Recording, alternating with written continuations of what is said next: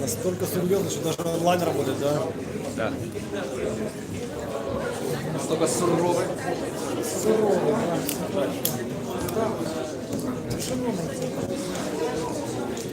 Друзья, все, кто в онлайне, напишите, как видно, как слышно. Напишите нам в чат.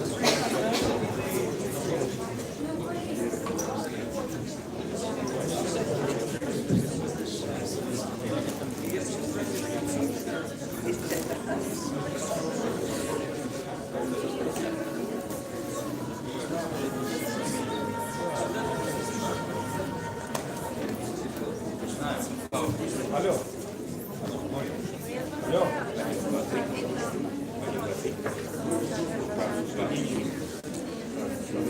Он может быть выключен.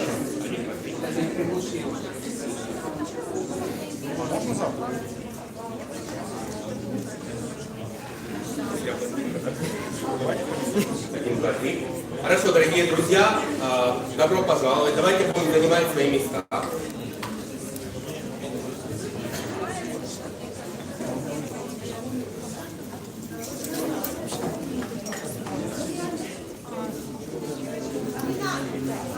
Отлично.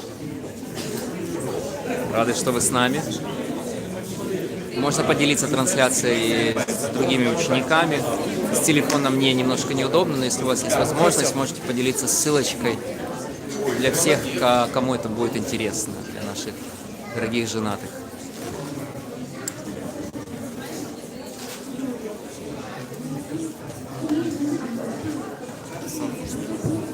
Хорошо, дорогие друзья, добро пожаловать. Рад приветствовать вас всех на нашей встрече.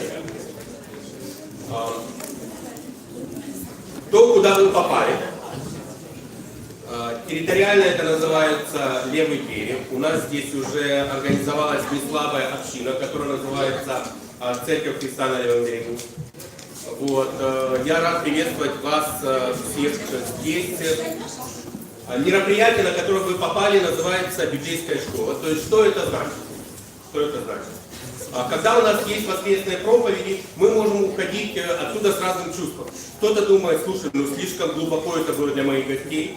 Кто-то чувствует, ну слушай, я пришел на воскресную службу, чтобы послушать Евангелие, как оно должно действовать в моем браке, как мне воспитывать свою жену, например.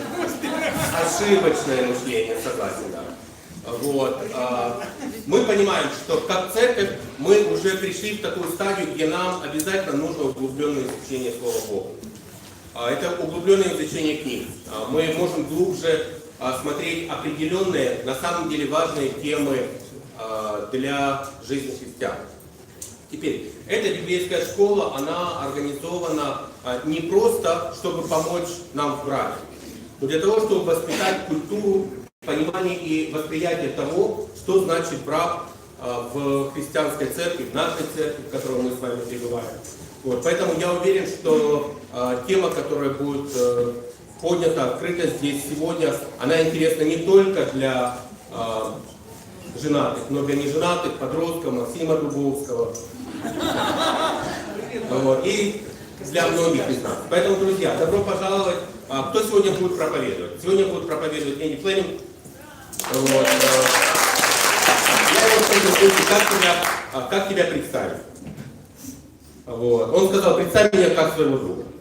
Вот. Ну, Энди, он друг. Он многое может о себе сам рассказать. Одна просто из важных вещей, когда они только переехали в Киев, только это было буквально почти 2 года назад, они сами подошли к нам, стали здесь в большом общем собрании в Востоке, вот, и сказали: ребята, поместите нас, пожалуйста, в какую-то малую группу. Вот, и вы понимаете, да, что когда ты помещаешь такого человека в малую группу, то у лидера малой группы может случиться инсульт. Вот, поэтому мы с Надей решили: ну давай, хорошо, давай тогда Энди и Тэмми, они будут у нас. Это огромное благословение, что и Энди, и Тэмми, они сейчас служат для церкви по всему миру. В данный момент они очень многое тоже делают и для Киева, для Киевской Церкви. Вот, Энди будет делать сегодня обучение, глубокое, развернутое. У нас будет несколько частей, и потом у нас, если хватит времени, у нас будут вопросы и ответы. Хорошо? Классно. Давайте мы помолимся.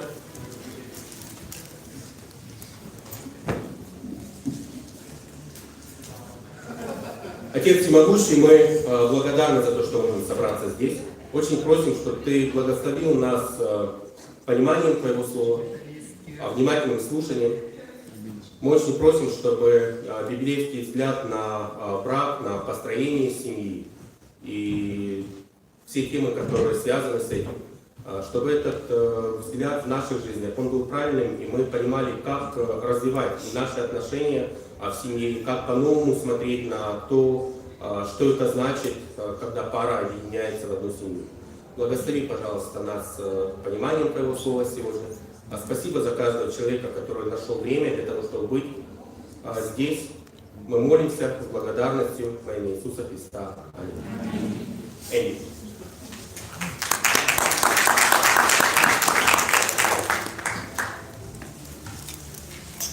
Добрый день все. Я очень рад быть с вами. И мы с Тэмми 2 года назад переехали в Киев.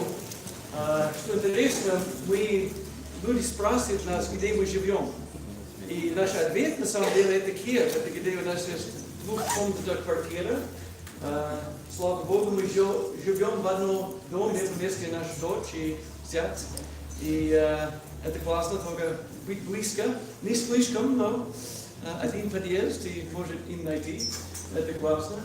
Но мы на самом деле только из-за нашего расписания здесь было меньше, чем 9 недель до сих пор в году. Да, мы говорим всем, мы живем здесь, но на самом деле мы много путешествуем в последнее время. Мы были уже в Киргизии, Владивосток, Корея недавно. Я был в Индонезии 3 дня назад.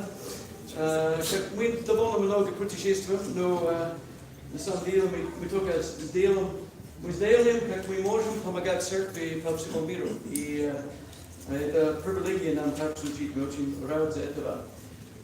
Эта тема, на самом деле, о чем мы будем говорить, это не обычный урок о браке. Обычный мы будем делать какой-то урок и тогда говорить женами, вот что Бог хочет для вас, и муж, вот что Бог хочет для вас. И, конечно, много жены очень любят этот урок, когда мы говорим мужам, что Бог хочет для них. И наоборот, муж тоже для женщин, жены это тоже хорошо. Но что интересно, я чуть больше говорить, что значит быть женатыми. Как буквально перед Богом, что это значит на самом деле? Что смысл в этом? Потому что мы все понимаем идеальной романтической жизни. Мы понимаем это, потому что Голливуд показывает нам, как иметь идеальной романтической жизнь. Да? Нет? Они думают, да, но на самом деле они очень мало понимают реальной любовь, которая будет держаться через много лет. Голливуд об этом очень мало знает, к сожалению. Но они знают, как покрасить жизнь и показывать что-то красивое. И тогда мы думаем, вот, но это что я хочу, это красота. Но Бог хочет на самом деле что-то гораздо глубже, чем Голливуд может представить. Бог хочет, чтобы мы понимаем что-то о Его. Брак – это Его идея. Брак – это не сделано людей. Это не человеческая вещь на самом деле. Бог сотворил брак. это было его размышление, его идеи. Было нужно ему учить даже по Адаму и Еве, что значит быть женатыми. Как это было для Бога это объяснить. Вы понимаете, да?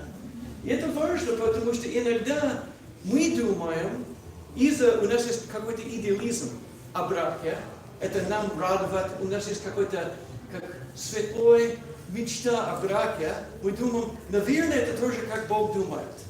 Наш идеализм это тоже как Бог думает. А иногда это правда, наш идеализм это похож истинным видом Библии. Но тоже часто это идеализм мы имеем, это не полностью, как Библия будет говорить. Это что-то мы создали, это что-то угодно нам. И это важно здесь, потому что наша тема сегодня это библейский брак, развод и повторный брак. Okay, здесь нет инструкции, как это сделать. Okay? Как, классно, я пошел, я слушаю урок развода. Я думал, никто пришел сюда узнать подробно, как сделать развода. Я надеюсь, что это так, на самом деле. Но тоже нам надо понимать, в нашем неидеальном мире развод это очень реальное событие. И я уверен, что развод здесь трогал жизни людей в этом комнате. Может быть, это были твои родители, и может быть, это были вы сами. Это очень возможно. И честно, мы все понимаем, это мы начинаем брак на какой-то красивую свадьбу, и после свадьбы обычно есть медовый месяц, и после медового месяца есть жизнь. И на самом деле в этом жизни есть очень много благословения, очень много интересного. Но честно, если будем иметь живые отношения с супругой, на самом деле будет вызов тоже. Это нелегко. Тэмми должен получать какой-то медаль уже, она 32 года сама жила, да, вау, тоже что-то для ее. Но, может быть, это для меня это даст. Да? Но вы понимаете, это нелегко. Мои родители были женаты 64 года. Оба были верующие ученики. Вы знаете, мы только половина пути туда, и как 60 лет уже, я довольно старый. Но если выжить, наша мечта, это исполнять это обещание мы сделали друг другу перед много свидетелей, что мы будем верны друг другу до конца нашей жизни. И на самом деле, это было начало брака для нас. Это обещание и это понимание о любви друг к другу. Я хочу, что мы будем посмотреть это технические стороны чуть-чуть. Что значит быть женатым перед Богом? Что Бог ожидает от нас? И тоже Бог дал нам брак, потому что Он хотел учить нам что-то о себе. Видите 3 это смысл. Что значит брак? На самом деле есть глубже понимание, кто Бог и как Он нас любит. И какое отношение Он хочет иметь с нами. Из этого, на самом деле, брак очень, очень важный нам в жизни. Как через брак, через семью, через быть родителями, это обычный человеческий опыт. Мы на самом деле учимся что-то о сердце Бога, и это нам очень полезно. Ну, как я уже сказал, это был план Бога от самого начала. И интересно, как Бог все это сотворил, потому что Он, мужчин и женщин, не было первое его сотворение, на самом деле они были последние. Если что-то еще после этого, церковь на самом деле есть какое-то новое создание. Он сделал в жизни каждого ученика Иисуса Христа. Но если мы говорим о 6 дней творения мира, на самом деле, на самый последний момент, можно сказать, самый пик, это процесс, Бог создал на самом деле мужчин и женщин. И Он создал нас на свой образ. Давай читаем Бытие 1:28. «И благословил их Бог, и сказал им Бог: плодитесь и размножайтесь, наполняйте землю, и обладайте ею, и владычествуйте над рыбами морскими, и над птицами небесными, и над всяким животным, пресмыкающимся по земле». Вы знаете, это звучит как простой и легко. Он говорит, идти и умножиться, только сделать много людей, да, как это. И здесь нет никакой речи о браке, даже отношения с друг с другом особенные.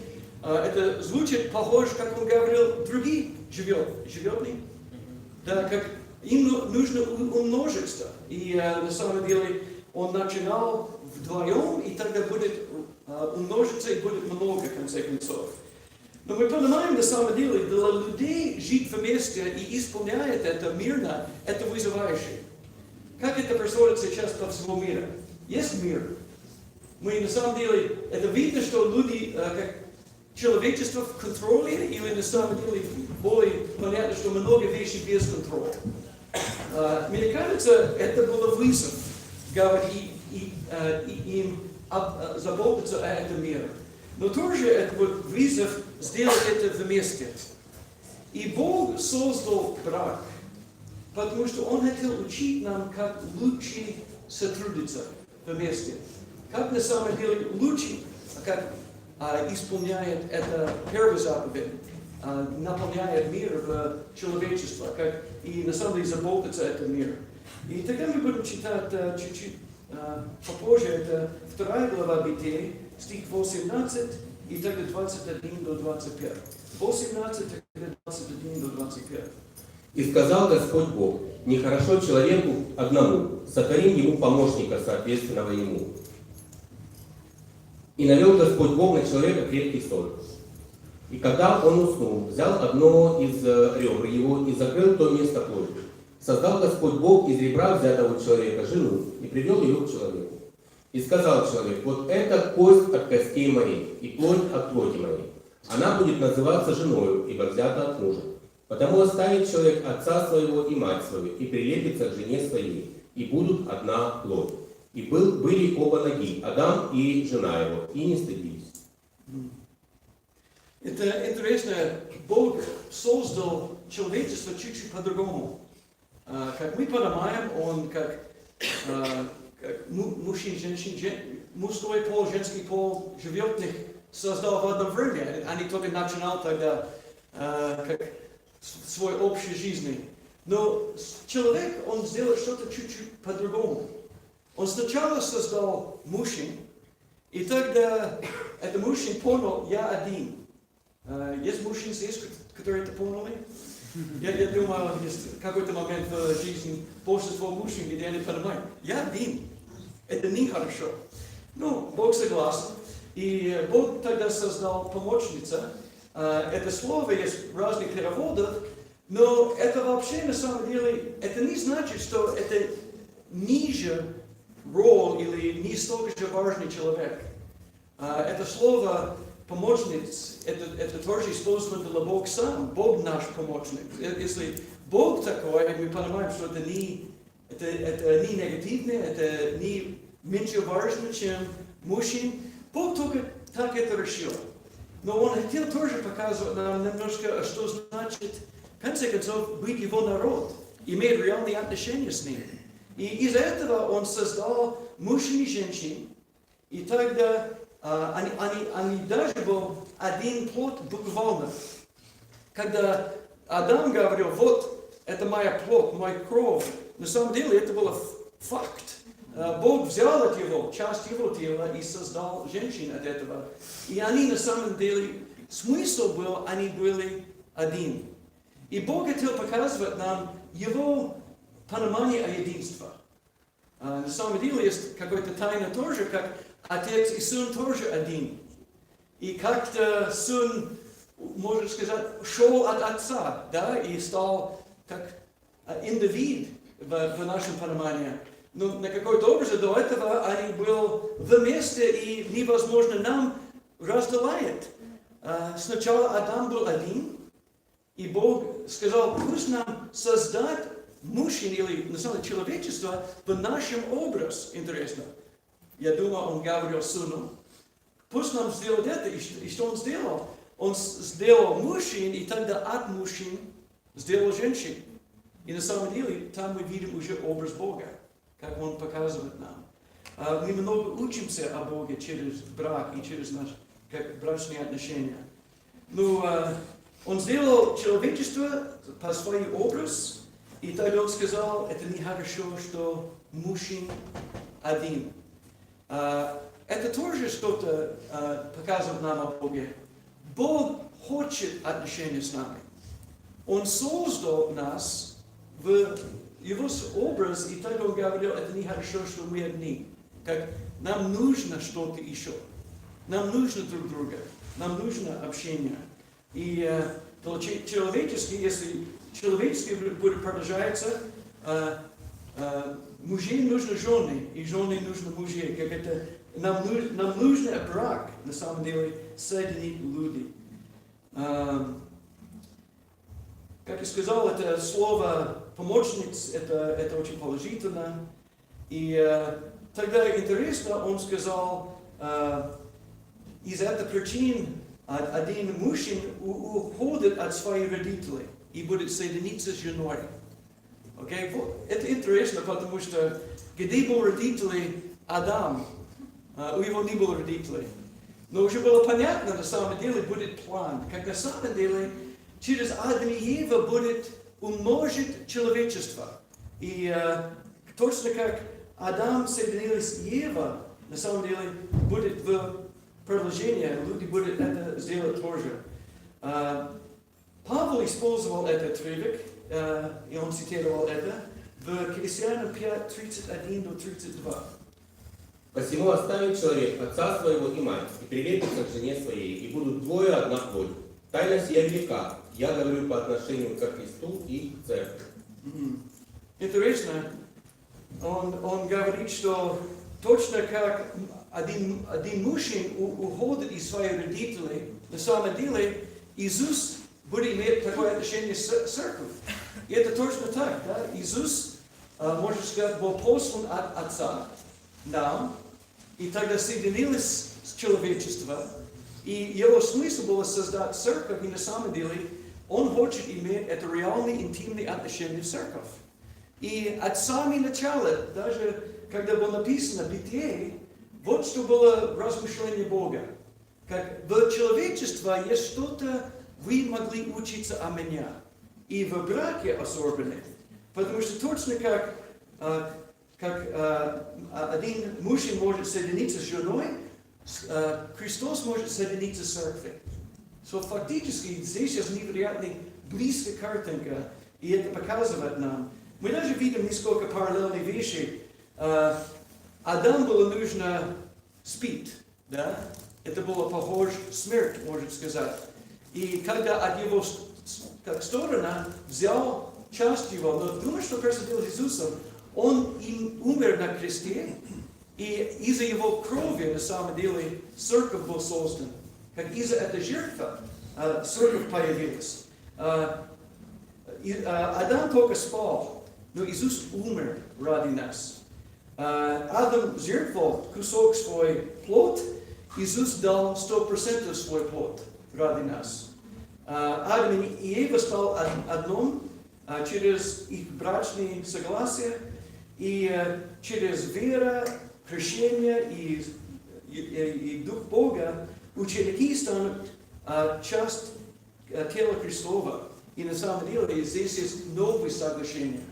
Вы видите уже столько параллельных идей, да? Что в браке это что-то очень близко сердцу Богу. Он на самом деле очень любит нас и хочет через брак показывать нам что-то о себе. Что интересно, по всему миру, это не вопрос, если люди имеют какой-то еврейский корень или христианский корень, идея о браке универсальная. Как это везде. Каждое общество понимает идею брака. Как где люди будут быть верны друг другу. Это не значит, что они практикуют это совершенно, но это идеализм и есть. Как люди это понимают. Есть эта идея о романс, где на самом деле два люди будут любить друг друга и будут иметь особенные отношения. Это тоже как везде. И иногда есть, можно сказать, субкультуры в какой-то культуре, где люди не это действуют.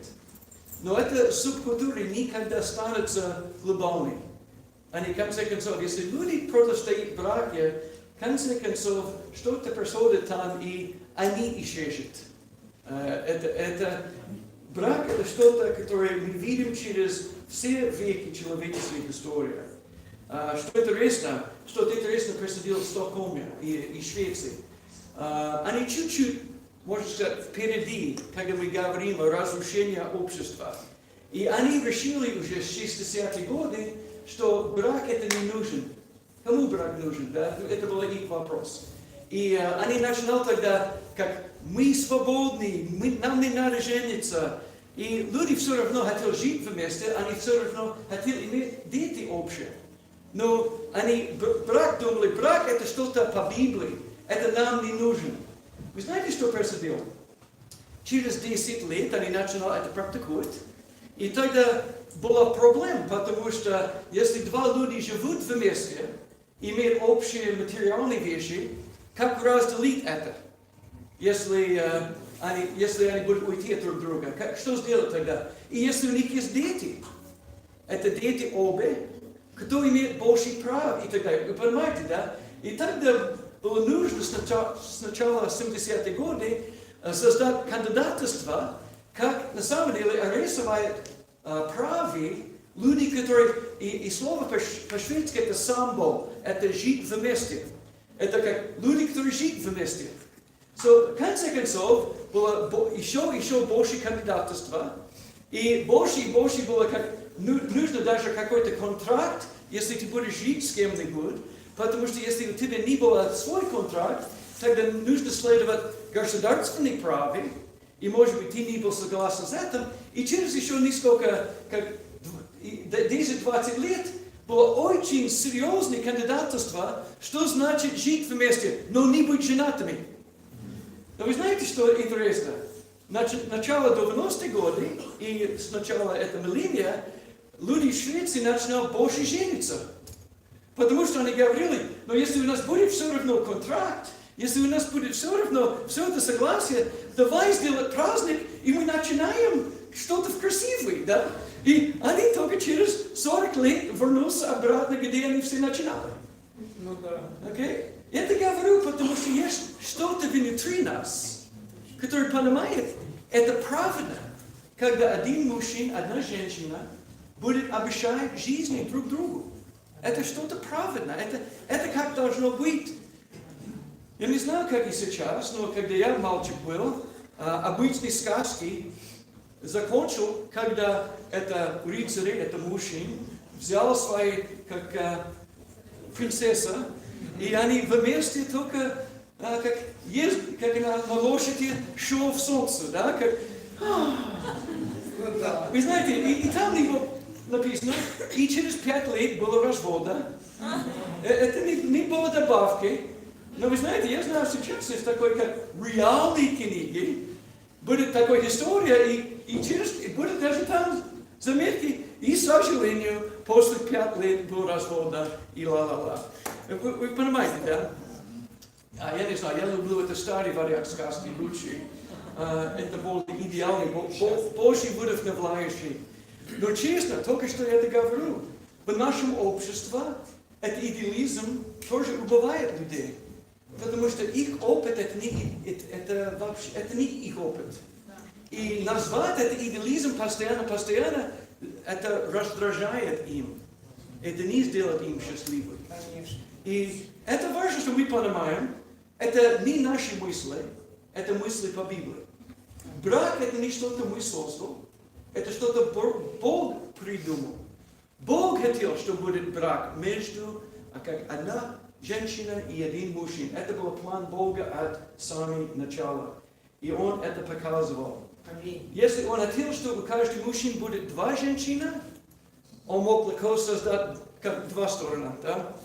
Вот 2 Евы. Ева 1, Ева 2. Да? Но Бог не так сделал. И я думал, одна Ева была достаточно. Это мое убеждение. Обязательно. Но, вы знаете, Бог показывал нам это идеал. Но даже в бытие мы видим, как почти с самого начала человеческой истории, люди уже не были идеальными. Они уже, как есть история, где один человек взял 2 жен. И он говорит вещи очень гордые против плана Бога и так далее. К сожалению, не очень много изменилось в этом. Если мы будем посмотреть в Ветхий Завет, мы будем видеть очень подробное учение о верности в браке. Примерно, и это отрывки, моя дочь сейчас сделает все эти заметки на русском, и тогда может распределить им вам. Но это интересно, есть очень подробное учение в закон Моисея, как должен выглядеть брак, как это должен работать. И примерно, есть даже написано, с кем народ Бога может жениться. Окей? Примерно 2 закон 7:3. И не вступай с ними в родство, дочери твоей не отдавай за сына его, и дочери его не бери за сына твоего. Okay. Это был закон Моисея, где израильтяне не должны жениться в чужих людей, язычниками. Если они на самом деле будут станут, как исследовать юдейские законы, когда это было возможно, но только как желает какой-то соседний народ, из-за красоты или интерес, и хочет, как с ней иметь отношения, на самом деле Бог сказал нет. Должен, на самом деле, израильтян жениться еще израильтянка. И тоже есть очень много учения, кто человек не может жениться. Есть весь список, Левит 18:6-17, как не может жениться, как полная сестру не может с ней жениться, даже полсестра не может жениться, если может быть или мама, или папа общие. Племянницы, на самом деле, как твоя тетя, обязательно не может жениться твоя мама. Это интересно, он называет на самом деле очень подробно, что с кем ты не можешь жениться. И его очень понятно. И тоже было, если ты был как священник, ты не можешь жениться с кем-нибудь, который уже имел какой-то муж, и был развода, ты не можешь с ним. Очень классно. 2 закон 24:5. Может читать?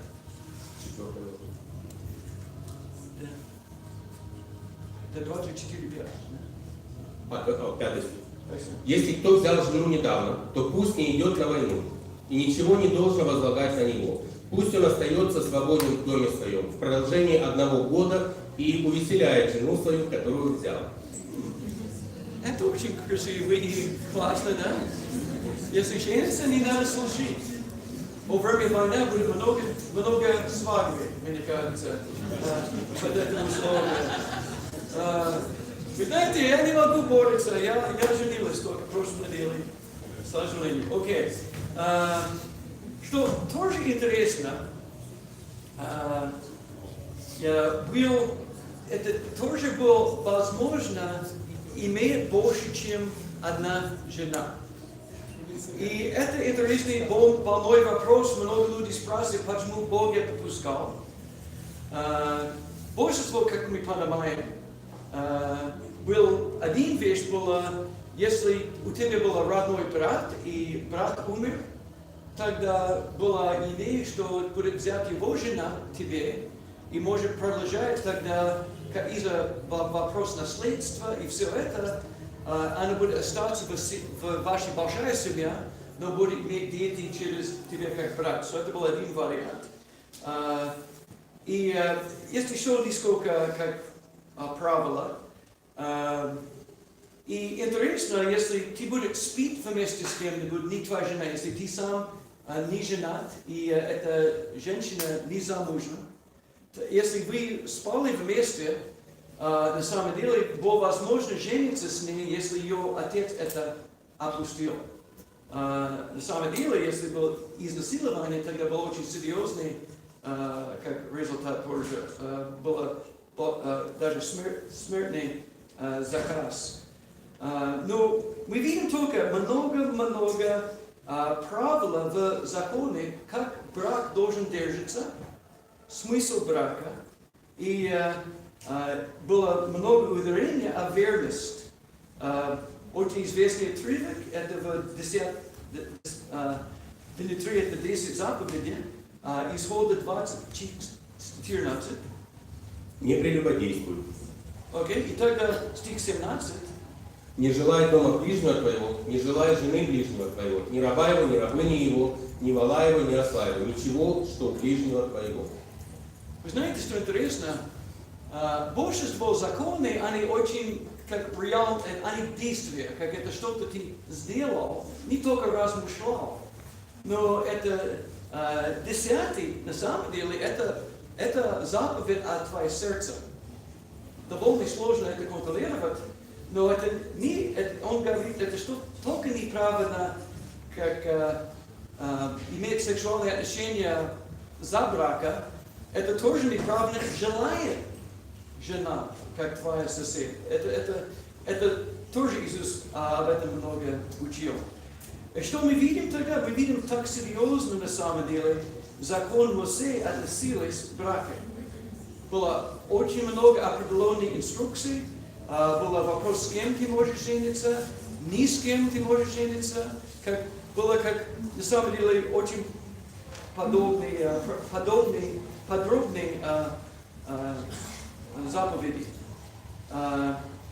И тоже верность была не сколько даже проверка, если человек сомневался, что твоя жена была верная ему, тогда было нужно проходить как священник и сделать какое-то исследование и понимать, как что было, и Бог будет показывать тогда, что было.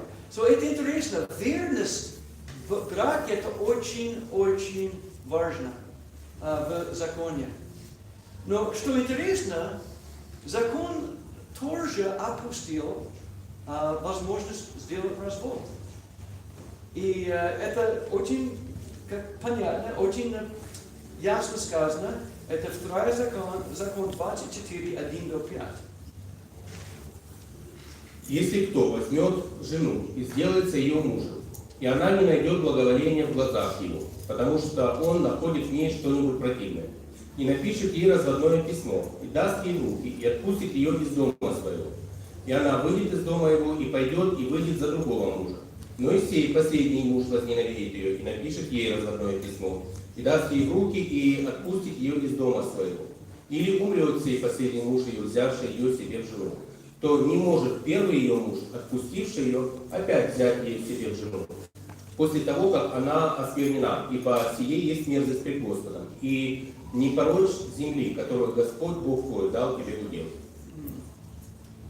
Вы знаете, жалко немножко, что здесь не больше подробно сказано, что это все значит. Потому что звучит как, если это мужчина только недоволен чем-то, может быть, был нехороший ужин это вечер, или что-то, может быть, беспорядок дома какой-то, или я не знаю, может быть, только ему не нравится ей маскара этот день, я не знаю.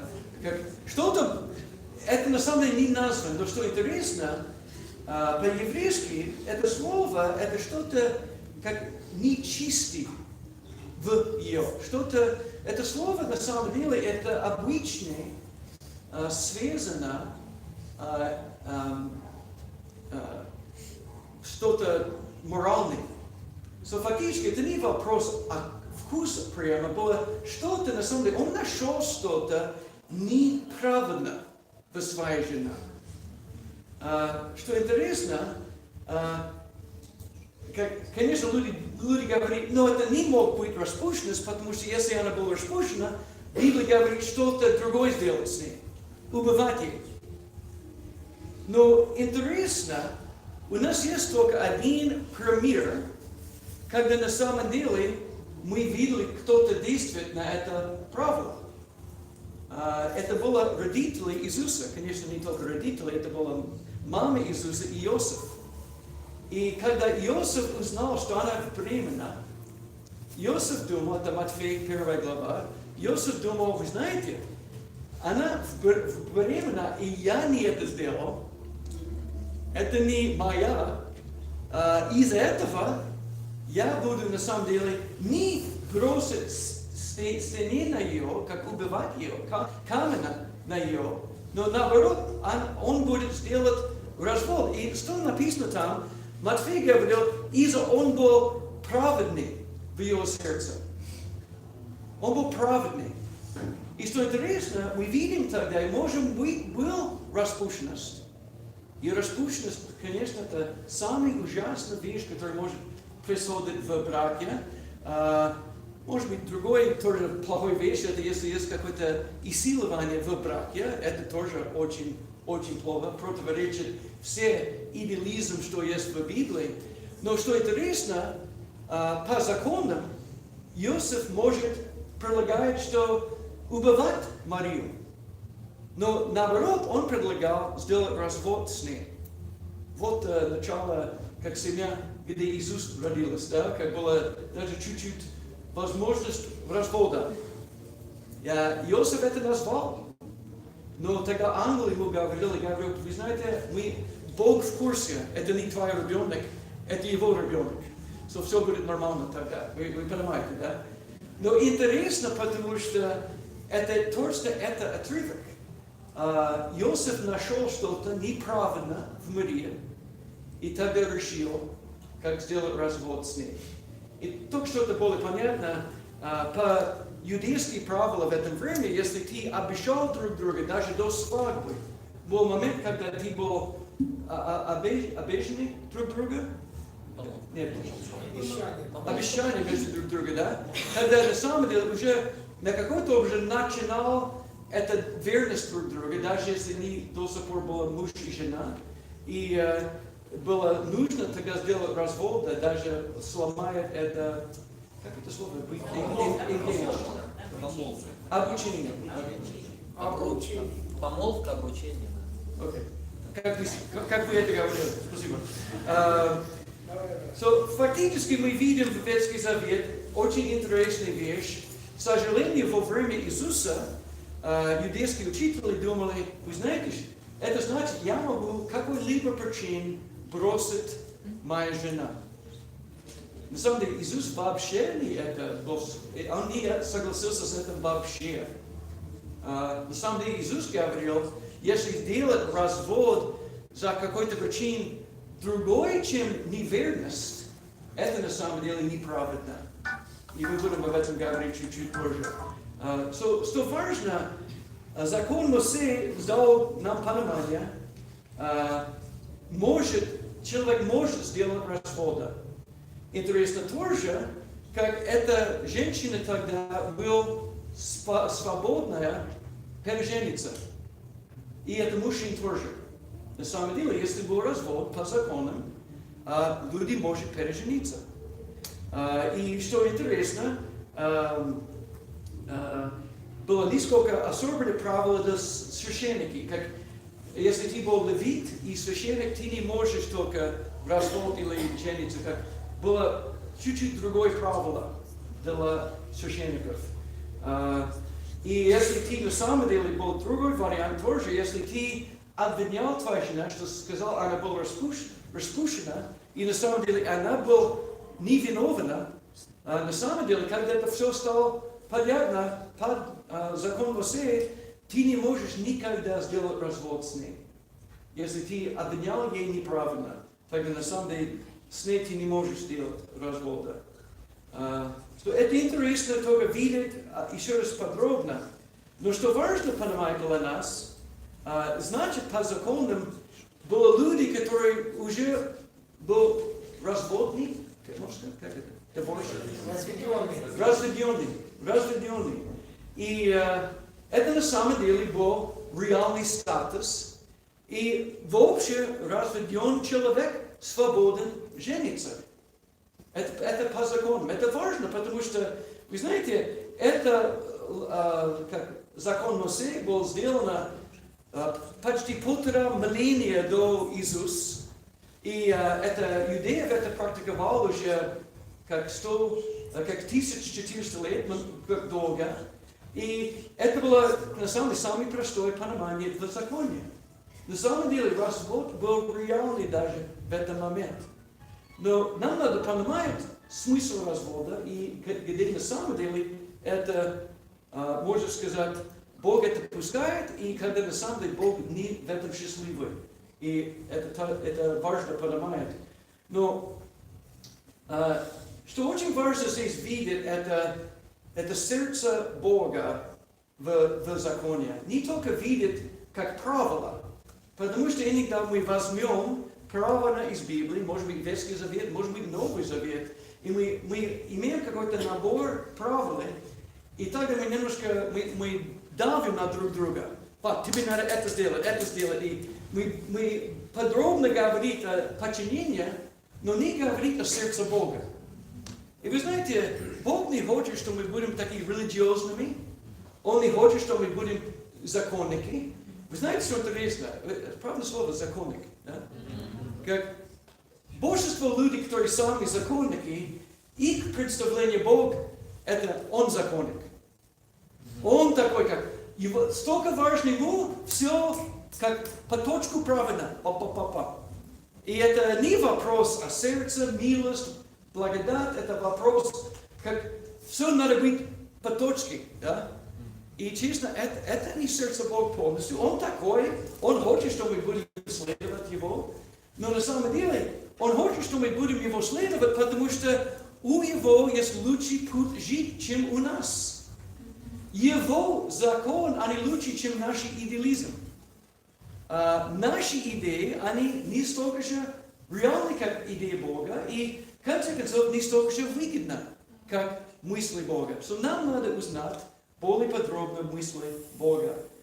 Давай я чувствую, мы это понимаем, потому что, когда мы будем больше говорить, что это значит для нас сегодня, я не хочу, что мы будем законники, потому что мы только думаем, что быть строго, как Бог хочет, это все. Бог хочет, что мы понимаем Его сердце. Моисей что-то написал интересно, это Исход 34, 5-7. Исход 34, 5-7.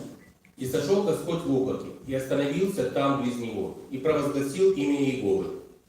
И прошел Господь пред лицом его и возгласил: Господь, Господь, Бог человеколюбивый и милосердный, долготерпеливый и многомилостивый и истинный, сохраняющий милость в 1000 родов, прощающий вину и преступление и грех, но не оставляющий без наказания, наказывающий вину отцов в детях и в детях детей до 3-го и 4-го рода».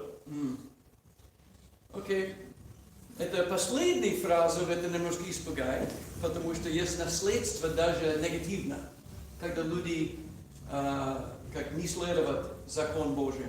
Но тоже здесь он говорит, что на самом деле я очень медленный, злюсь. Я очень медленный, злюсь. Я на самом деле очень терпеливый, это Бог говорит. Я милостный. Я хочу, на самом деле, только благословить вас. Это сердце Бога. Иногда из-за Библии рисовать праведность, можно сказать, законная праведность Бога, мы думаем, что это самая важная вещь. Это законная праведность. Но честно, мы видим в Библии, милость это более важно Богу, чем законная праведность. Вы понимаете, да? Милость более важна. Это выше правила, чем легальный прав. И это не значит, что Бог не ценит легальный прав, как Он несправедливый. Наоборот, это только значит, что на самой корне милость – это несправедливость. Милость – это когда Бог даст мне, что я не заслужил. Это Его милость. Слава Богу, это несправедливость. Если это была справедливость, я получаю, что меня заслужил. Но, слава Богу, Он хочет дать мне что-то, я не заслужил. Это Его милость. И это показывает Его сердце. В Библии написано, что написано в Библии, если кто-то убивает другой человек, что должен происходить с ним? Смерть, да? Как если ты это сделал, глаз за глаз, жизнь за жизнь. Но что интересно, с самого начала, когда Каин убил Авел, что Бог сделал с ним? Он на самом деле опустил его, было наказание, но не был смерть. Интересно, да? Вот Бог, Он свободен, Он сделал точно, что Он хотел. Он не законник. Вы знаете, Каин, у меня где-нибудь написано, убивать кого-то я буду тебя убить. Окей, это все. Следующий. Нет, это не было решение Бога. Он на самом деле даже предупреждал Каин, что он был искушен и, может быть, будет грешить. Как он на самом деле старался, он даже спросил вопрос, он дал Каину возможность быть открытым с ним. На самом деле, был очень хороший пример. Любовь и терпение. Но он тоже опустил Каин сделать то, что Каин хотел. Бог даст нам свободу выбрать сам. Он не такой Бог, Энди грешил, сразу надо его убить. Как я буду тогда чувствовать себя лучше. Это не как Бог действует. Если я грешу, честно, каждый раз я грешу, есть какое-то наследство в моей жизни неприятное, меня тоже. Я страдаю. И Бог посмотрит меня и говорит, Энди, зачем ты это занимался? Я сказал тебе не это сделать. Вы понимаете, да? Как Бог сострадает с нами, Он хочет самое лучшее для нас. Это тоже будет, можно сказать, в нашем теме о браке, это одинаково. Бог хочет самое лучшее для нас. Есть несколько грехи в закон Моисея, который на самом деле требовал как смертный заказ, смертный приговор, окей? И было как идолопоклонство, был список. Один, если ваши дети были непокорны, может им убивать. Вау, ничего себе.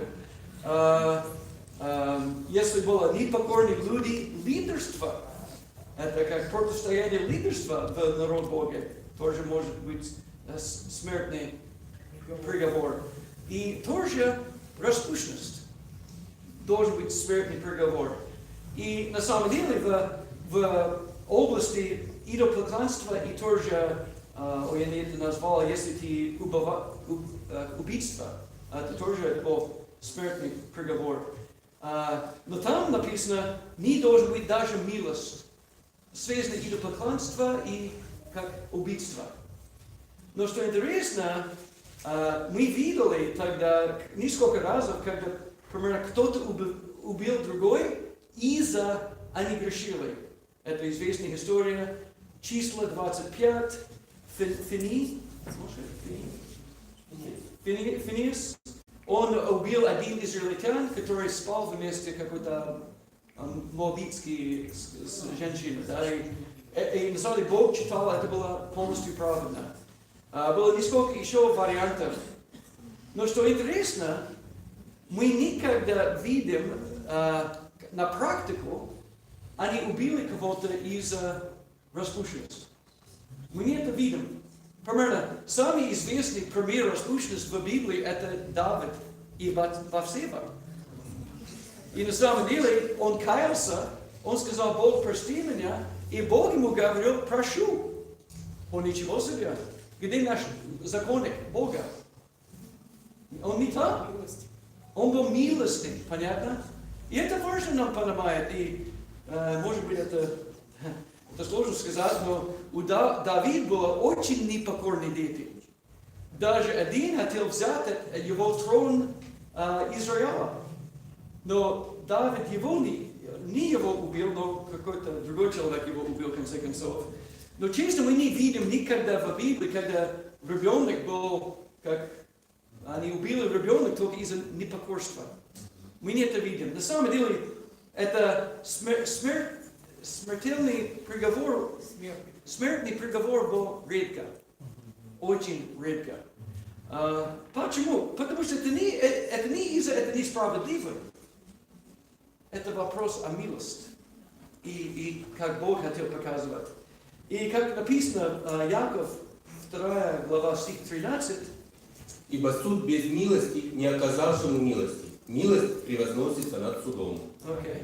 Милость это более важно даже, чем судом. Это как, на самом деле, без суд не может быть милость. Ты не можешь показывать милость, если нет суд уже видно. Я не могу простить кого-то, если мы не согласились, что был грех. Понятно? Как милость не значит, что нет суда. Это значит, что есть суд, и тогда следующий – это милость. Покрывает это суд в милости, это на самом деле, это что Бог хочет. И это что Он хочет от нас. И тогда мы понимаем, что даже весь смысл за закон Моисея был показывать людей, они не могли быть праведными перед Богом. Это не вопрос законничества. Это вопрос, как нам нужна Его милость. Что интересно, много людей в время Иисуса, они думали, все это правило в Ветхий Завет, если я это исполняю, тогда я праведен перед Богом. Бог дал нам все это правило, показывать нам нашу нужду Его милость. Но гордые люди, религиозные люди посмотрят все это правило и думают, я могу это все сделать. И даже достоин тогда хвала от Бога, из-за я все это сделал. Это понятно? Вот реально, как Бог не хочет, что мы религиозными, Он не хочет, что мы законники, Он хочет, что мы понимаем Его сердце. И как сами основания в нашем отношении друг с другом – это милость. И я уже это назвал, но вот хороший пример Иосиф и Мария. На самом деле Бог показывал, как правильно использовать разводы. Потому что развод было... Он думал, что на самом деле Мария распущенник. Но через развода, интересно, он на самом деле показывал милость. Интересно? Ты когда-либо думал, что через развод ты можешь показывать милость? В Ветхий Завет, если распущенность, как был показан, это значит, должно быть смерть. Тогда на самом деле развод, где не был назначен, не было сказано, что было негативно и что не было это недостатка, на самом деле тогда это милость. Не назвать ей такая и только на самом деле сделать развод с ней. Это интересно, потому что нам надо ищет во все это разговор сердца Бога. И только что вы понимаете, это урок не будет заканчивать, где мы говорим, вот это так хорошо, Бог такой свободный, милостный, я могу только сделать, что я хочу. Мы не туда ходим. Потому что люди, которые говорят Богу, о, спасибо за твою милость, я буду грешить тогда, они уже против Бога поступают. Вы понимаете? Крыльям 6 глава говорит, они больше ходят на грехи, только из-за, ты знаешь, Бог может это простить. Не тратить Его милость. Нужно, наоборот, ценить Его милость. Вы знаете, интересно, весь закон Моисея – это идея, что было какое-то брачное отношение между Богом и Израилем, не звучит. Это не там. Никогда была эта метафора, где Бог рисовал себя как муж и Израиль как жена. Это не может найти в закон Моисея. Это только было, к сожалению, когда после того времени, когда Израиль разделилась на север и на юг, когда это было, и Бог начинал послать пророков, которые вызывал народов о своей неверности ему, Он начинал использовать эту метафору через этих пророков. Он начинал говорить, вы были неверны меня, как какой-то жена неверна своему мужу. Прости меня, сестры, что он не говорил, не обвинял ее как неверный муж. Он, может быть, мог это так сделать, но это будет противоречить несколько еще метафоров и так далее, будет усложнять все. Но идея это так. Бог описывал себя как муж в этом отношении, и говорил о Израиле как его жена. И интересно, даже если сколько отрывки, где он говорит о моей двоя жена. Он говорил о как северное царство и южное царство, как два сестры, которые его общие его жен. Да? Бог так это использовал. Тогда мы на самом деле понимаем это идея полигамия, да, как помогает нам понимать, как он имел в виду. Но интересно тоже, мы все знаем, это история о пророке Хосе. Кто хочет быть Хосе? Я вообще так благодарен, я только какой евангелист в церковь и не Хосе. Бог вызвал ему жениться на блуднице, который уже понял, будет неверный ему, как первый ребенок был, как не мой народ, это как название ребенок, это не мой. Вы знаете, как это не очень вдохновляющий, и так далее. Но весь эта история и как действовал пророк Хосе, был на самом деле это отношение, что Бог имел Израиль. И, к сожалению, Бог посмотрел Израиль и видел блудницу. Он видел распущенную женщину, которая обещала ему, но не была верная ему. И на самом деле он использовал это мотив, это метафор несколько раз.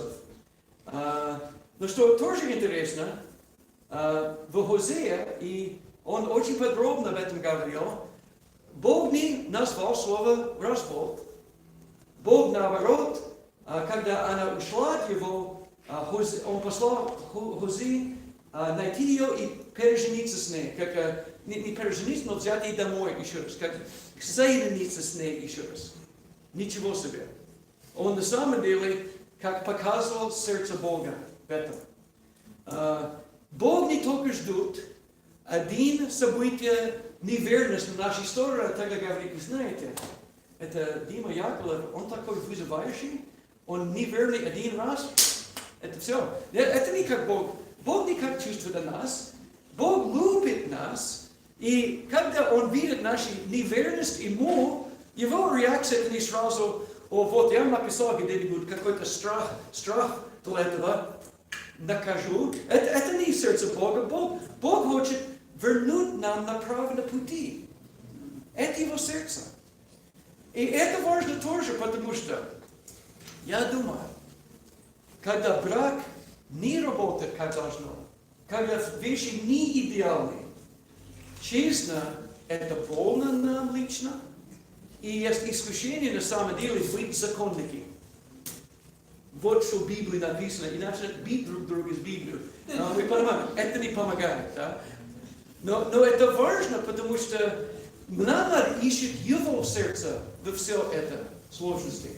И Бог дал нам невероятный пример. К сожалению, это народ Северного царства не слушал пророчества Хозе. И в конце концов, ассирияне взял им и уничтожил почти весь этот народ. Но еще раз, может быть, 150 лет до было конца Южного царства, Иезекииль и Иеремия, они начали использовать тоже этот мотив. Но что интересно, они не только говорили о браке этот раз, они начали говорить о разводе тоже. Они начали назвать развод, как, можно сказать, результат их неверности Богу. И это интересно, потому что это Бог сам, который говорит, я буду сделать с вами развод. Давай мы посмотрим один отрывок. Это Иеремия 3, 6 до 10. Господь сказал мне во дни Иосии царя: видел ли ты, что делала отступница, дочь Израиля? Она ходила на всякую высокую гору и под всякое ветвистое дерево, и там блудодействовала. И после того, как она все это делала, я говорил: возвратись ко мне, но она не возвратилась. И видела это вероломная сестра ее Иудеи. И я видел, что когда за все прелюбодейные действия отступницы, дочери Израиля, я отпустил ее и дал ей разодное письмо, вероломная сестра ее, Иудея, не убоялась и пошла и сама блудодействовала. И явным блудодейством она осквернила землю и прелюбодействовала с камнем и деревом. Но при всем этом вероломная сестра ее, Иудея, не обратилась ко мне всем сердцем своим, а только притворно, говорит Господь. Вы знаете, здесь очень больной момент, потому что здесь написано, что Бог дал Израилю, как Северное Царство, это письмо развода. Он сделал развод. И я это говорю, потому что развод, как смертный приговор или что-то другое, на самом деле есть правильный момент для развода. Есть правильный момент. Сколько раз Израиль не был верный Богу? Сколько раз? И мы знаем по закону, у него было право от первый раз его убивать на самом деле. Это смертельный приговор, как может так действовать. Но Бог был так милостный. И это важно нам понимать, потому что иногда мы думаем, один ошибок на какой-то уровень, и это все. Должен быть развод тогда. Но на самом деле, где мы учимся о разводе? Это в Библии. Кто понимает, что значит брак и развод лучше всех? Это Бог. И нам надо ищет Его сердце в этом. И мы будем на последней, как второй часть этого урока, мы будем больше подробно говорить, что как для нас, как ученики Иисуса Христа, и что происходит в нашей жизни. Но что интересно тоже, Иеремия не повторил это метафор развода вместо Юды. Но их результат был одинаковый. Они взяли его, как не ассирияне, но это раз был из Вавилона, и они тогда взяли Южное царство и уничтожили Иерусалим, и на самом деле сломалось это отношение с Богом, это завет, что было. И интересно только видеть, оба языки, и Иеремия говорил о какой-то изменении в отношении с Богом, будет какой-то новый завет. Читай языки 16, 60-63.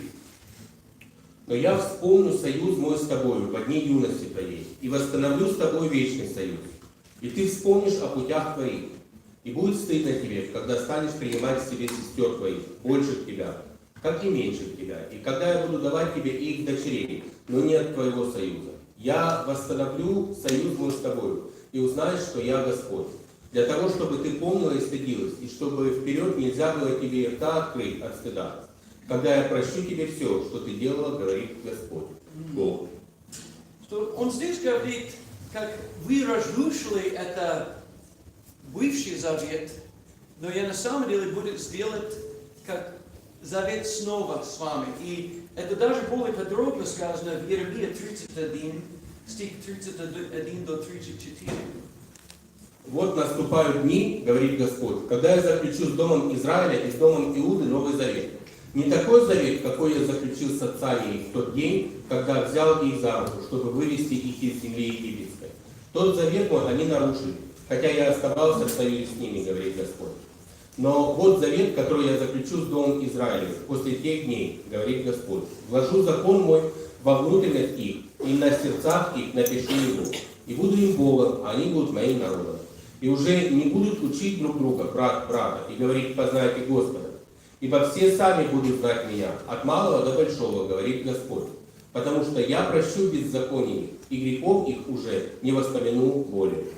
Вы знаете, что оба в этом отрывке есть эта идея «я буду простить вас». Я буду по-русски atonement, сделать atonement. Что atonement? Да, вискупление. Близко, но это не точное слово. Но вискупление. Я буду сам как простить вас, платить за вас, да, когда буду это организовать. И из-за моей жертвы я буду вас как простить. Но он сказал очень реальный, очень понятно в Еремия, я буду начинать новое. Это будет новый завет. Вы знаете, если мы будем посмотреть, это идея о браке и развод, и тогда повторный брак, интересно, потому что и Бог был как метафора, он женился Израиль был его жена, она была неверная ему, он тогда сделал после много веков, сделал ей развода, и тогда на самом деле, в конце концов, он говорил, я буду назначить новый завет, и мы видим тогда в Новом Завете Иисус, как метафора, Иисус как муж, и церковь как жена. И это новый брак Бога, вы понимаете? И это первый брак не больше действует, потому что их распущенность разрушила отношения, и Бог, в конце концов, сделал развод с ними. Почему это важно нам все это понимать? Потому что брак и развод перед Богом, конечно, есть роль мужчин, роль женщин, есть такие взгляды на это, но тоже это легальный статус. Как либо каждый человек здесь, либо ты женат перед Богом или не женатый. Нет никакой-то средний класс здесь, между ними. Нет никакой. Либо ты женат или не женат. И это что интересно, да? Мы стоим во время свадьбы, и мы прошли впереди, и мы были не женаты. И когда все это закончится, мы женаты. Вау! Это шок, это большое изменение. И интересно, перед Богом, либо ты женат или не женат. Но если у человека был развода, он женат или не женат? Не женат. Он не женат. Как это может быть только один статус из этого двое. Нет третий статус, разведенный жена или мужа. Это нет третий статус. Полуженат. Это только либо человек женат или не женат. Понятно? И это важно, потому что это как Бог действовал, это как Он это понял. И после они были верны Ему, и тогда сломал этот завет, Бог был свободный тогда начинать еще раз. Он был невиновен, что интересно, Он предлагал им тоже включается обратно в этот Новый Завет. Это предложение было для них, как если они больше не женаты, надо жениться. И мы будем говорить чуть-чуть об этом, потому что есть какой-то скандал в этом идее. Потому что пережениться с кем-нибудь, с которым ты уже был женатым, на закон это был нечистый дела.